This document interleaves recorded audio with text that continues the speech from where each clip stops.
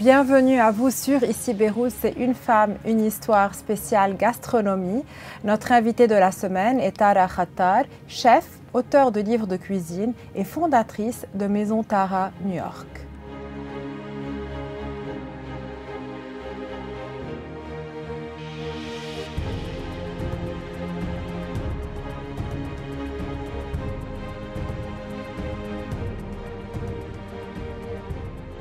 Merci Tara d'être avec nous aujourd'hui. Merci à vous. Alors, vous êtes chef, vous êtes auteur de livres de cuisine. Vous avez tout d'abord intégré l'Institut Paul Bocuse à Lyon dans un premier temps, travaillé pendant 2 ans chez Joël Robuchon, puis suivi un master en Food Studies à l'Université de New York, NYU. Comment avez-vous découvert cette passion ? Je pense que j'ai découvert cette passion depuis que je suis toute petite. En fait, j'ai toujours voulu rendre les gens heureux. Et j'ai remarqué que quand on était réunis autour de la table de mes grands-mères et tout ça, c'était là où tout le monde était le plus heureux. Et donc, j'ai trouvé que cuisiner pour des gens était un bon moyen de les rendre heureux. C'est pour ça que j'ai choisi la cuisine. Alors, dans un premier temps, vous êtes consultante et chef privé, traiteur dans le milieu du luxe à New York. Puis, vous déménagez suite à votre mariage au Texas, où vous êtes chef privé pour un joueur de la NBA. Et puis, vous revenez à New York et vous décidez de lancer votre propre compagnie.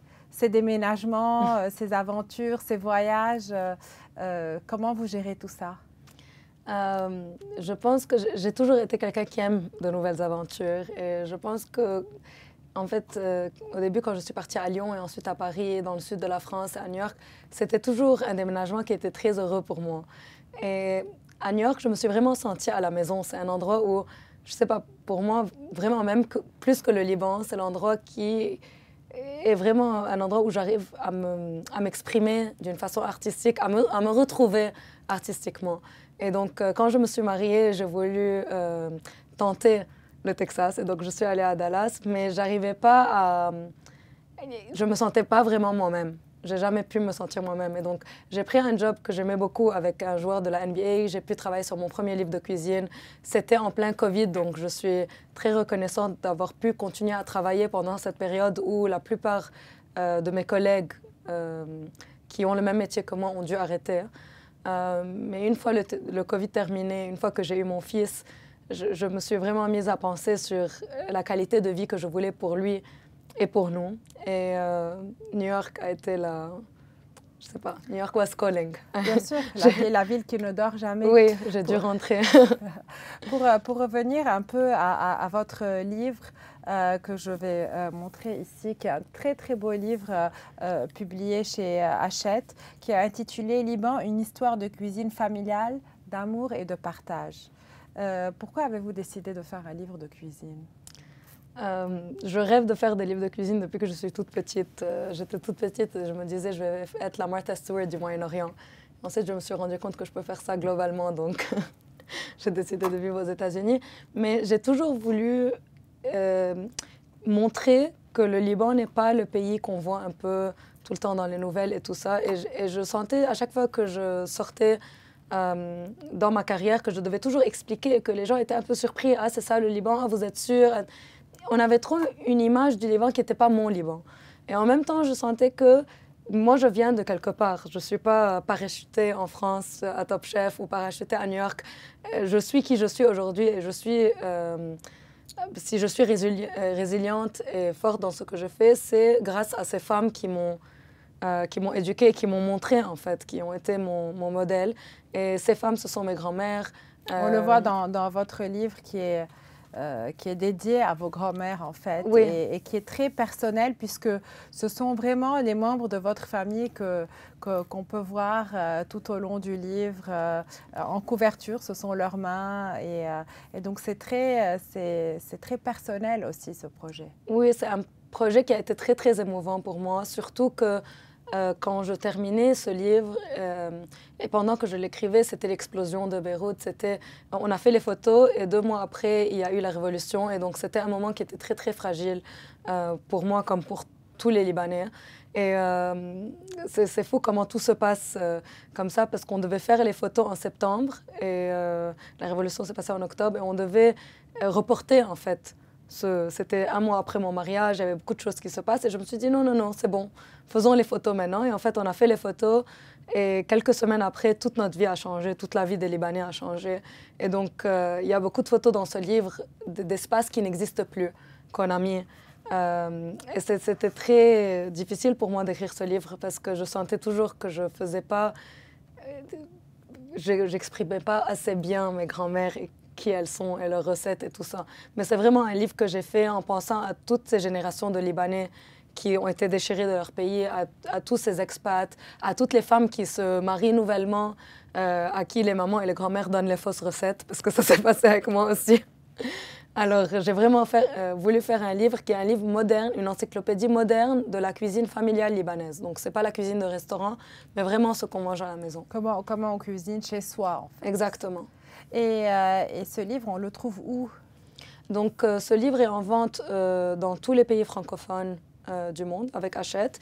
Et avec Hachette, Antoine, il est en vente dans toutes les librairies Antoine au Liban, ainsi qu'à l'aéroport. Et il existe aussi en version arabe, au Liban ainsi que dans les pays arabes. Et on peut le trouver sur Amazon, en fait, globalement.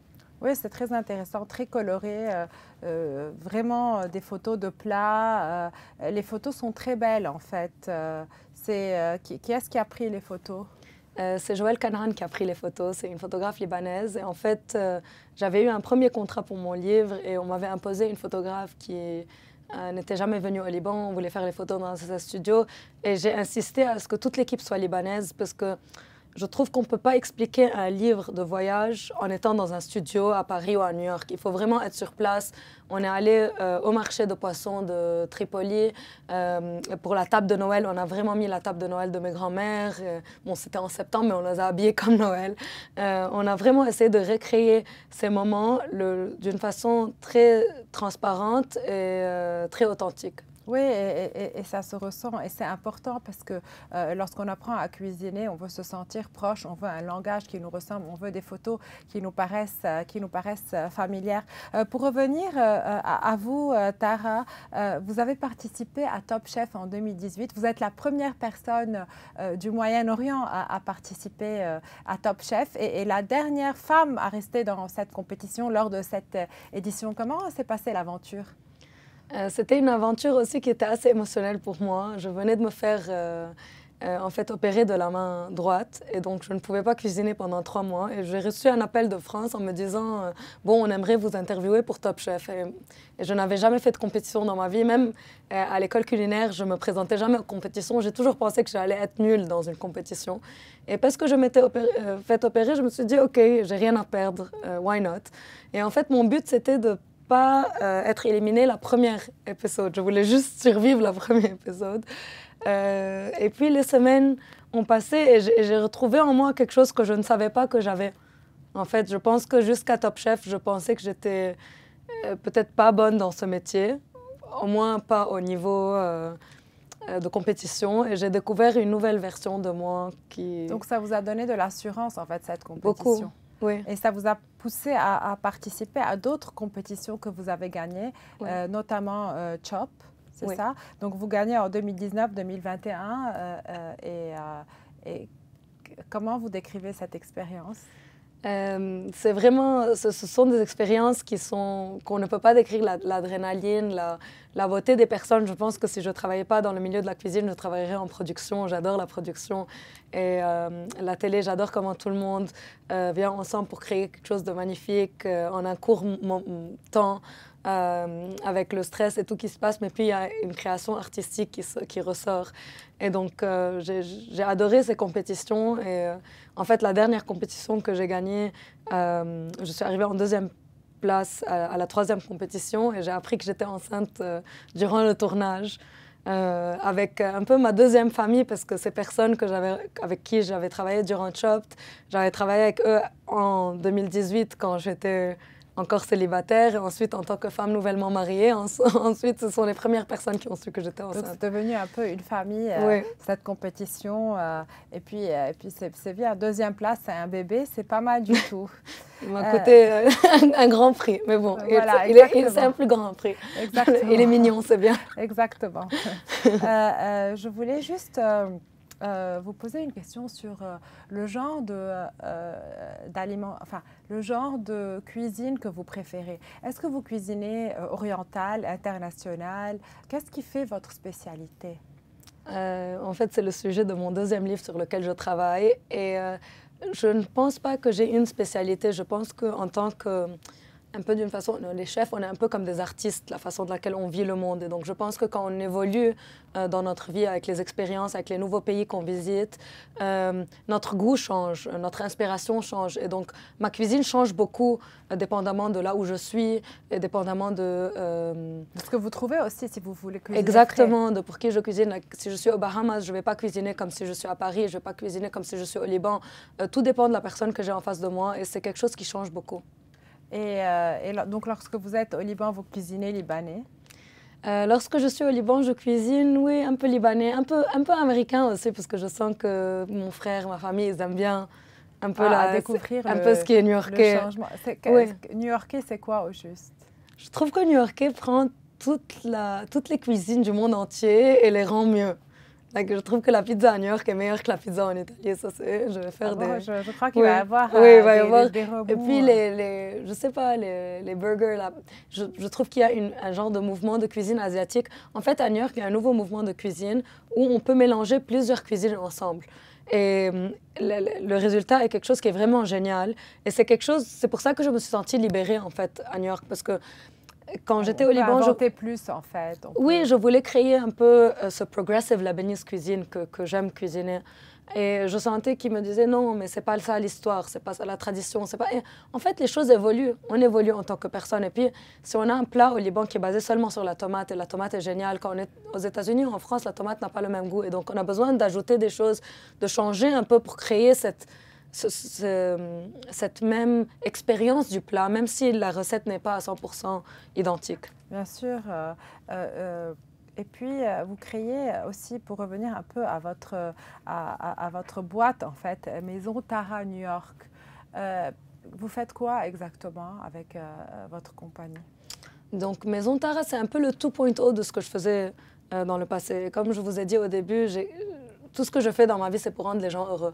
Et je me suis rendu compte que, OK, je faisais le côté cuisine, mais il y avait aussi les fleurs, il y avait l'art de la table, il y avait l'organisation, il y avait tout ça. Et je sentais que mes clients, que ce soit des marques ou des individus, étaient assez perdus. Il y avait beaucoup de stress sur eux. Et moi, c'est quelque chose qui me passionne depuis mon plus jeune âge. Et en fait, à l'âge de 16 ans, avant de savoir le prix de l'immobilier, j'avais envie d'ouvrir un immeuble au centre-ville où j'avais mon fleuriste, mon petit café, mon catering, toutes ces choses, et où ma cliente ou mon client peut rentrer et dire « OK, j'ai un événement, telle date ou un mariage » et on s'occupe tout de A à Z. Et donc, Maison Tara est ça, en version un peu 2023. Donc, on fait tout ça, mais on n'a pas besoin d'un espace immense. Et j'ai pris beaucoup de cours dans l'art floral, j'ai fait beaucoup de cours d'étiquette, de l'art de la table et tout ça. Et c'est quelque chose qui est très important pour moi. Je trouve que le côté cuisine est seulement une petite partie de l'expérience. Donc, c'est une expérience complète. Donc, on vient vers vous si on reçoit des gens et c'est une expérience complète. Et est-ce qu'on peut piocher dans un des services? On peut venir vous dire, on veut juste alimentation et art floral, ou bien non, il faut vraiment prendre le paquet total?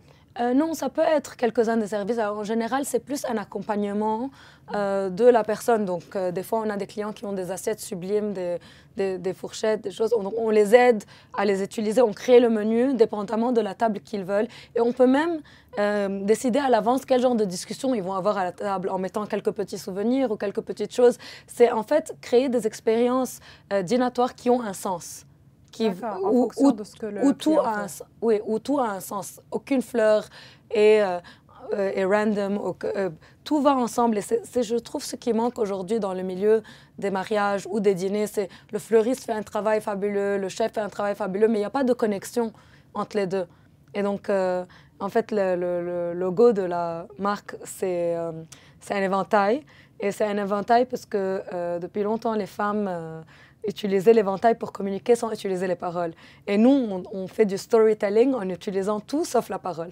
Et ça marche bien? Est-ce que ça rencontre, vous venez de démarrer il n'y a pas longtemps, mais est-ce que les New-Yorkais ou les habitants de New York sont intéressés par ce genre de service? Oui, ça a été vraiment à ma surprise parce que on a annoncé qu'on allait ouvrir en juillet. Et ensuite, on n'a pas encore annoncé qu'on est ouvert, mais on est déjà fully booked pour le mois de septembre. Et donc, je trouve que c'est quelque chose, il y avait vraiment un besoin dans le marché pour une entreprise comme ça. Il y a des entreprises de catering qui font des choses comme ça, mais là, on rentre vraiment dans le spécifique et on n'a pas des menus types. Donc, moi, je commence toutes mes offres en rencontrant le client.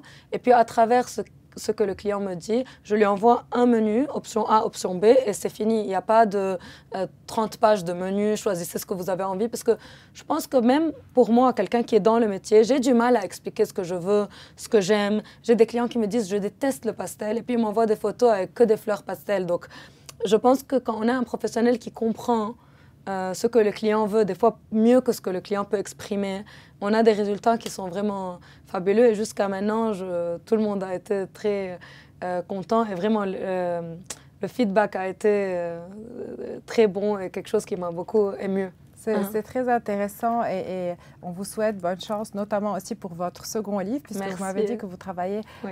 sur un second ouvrage. Et quand est-ce qu'il va être lancé? Les dates Ou ne sont pas publié? encore, on verra quand. On a fait la proposition et tout, et là, il faut travailler un peu avec les dates. Parce que j'ai lancé l'entreprise un peu en même temps, donc je préfère un peu focus un peu sur l'entreprise, peut-être l'été prochain. Tara, vous avez plein de projets. Vous me disiez tout à l'heure que vous avez travaillé avec Caroline Lang sur une tenue, en fait, qui est très spéciale, qui a été conçue, en fait, par Caroline Lang, spécialement pour vous, c'est de la haute couture pour la cuisine. Vous pouvez nous en parler? Oui, donc il y a environ un an, j'ai contacté Karine Tawil, qui a la marque Caroline Lang, qui m'a fait d'ailleurs toutes mes tenues de mariage. Et je lui ai dit, j'ai un projet un peu bizarre, j'ai envie de créer la première veste de cuisine haute couture. Et donc, elle m'a dit, OK, c'est bon. On est revenu en fait dans l'histoire. Et on a voulu créer une veste un peu en prenant l'historique de la cuisine. Et en fait, le modèle de la cuisine moderne a été conçu par Auguste Escoffier lors de son retour de son service militaire. Et donc, on a voulu créer une veste qui a ce côté militaire vintage, avec aussi une veste ultra féminine, donc où les manches sont en dentelle. Elle a un basque waist, un peu comme durant la Renaissance. Et c'est quelque chose qui est très important pour moi parce que je trouve qu'être femme en cuisine, on demande toujours une femme, c'est quoi les inconvénients? Et en fait, moi, je trouve que c'est un avantage parce que je pense que les femmes ont quelque chose de fabuleux, c'est qu'on arrive à sentir les pensées, les émotions des gens et à se transformer selon la situation dans laquelle on est. Alors, on vient de voir là les photos de cette tenue. Donc, vous la portez quand vous cuisinez ou c'est juste pour la montrer, en fait elle vient d'être terminée, donc je vais la porter à partir de septembre là, pour mes événements. Et en fait, j'ai plein d'événements pour des acteurs, des personnes qui sont sur Broadway, qui vraiment apprécient ce genre de choses. Et pour moi, en fait, l'expérience de ma cuisine est une expérience haute couture. De cette expérience de Maison Tara, tout est haute couture, tout est sur mesure, tout est fait avec le client en tête. Et donc, pour moi, je ne pouvais pas faire cette entreprise en étant habillée comme une chef traditionnelle. Je sentais que j'avais besoin de quelque chose. On va avoir un plus, en fait, qui ressemble un peu à l'entreprise. Surtout qu'à New York, les cuisines sont ouvertes. Quand on est en catering, je suis souvent en salle, je vois les clients. Donc, j'avais besoin de quelque chose qui soit fonctionnel. Ça nous a pris beaucoup de temps de la rendre fonctionnelle à la veste, mais qui me représente à moi, la personne que je suis en dehors de la cuisine aussi.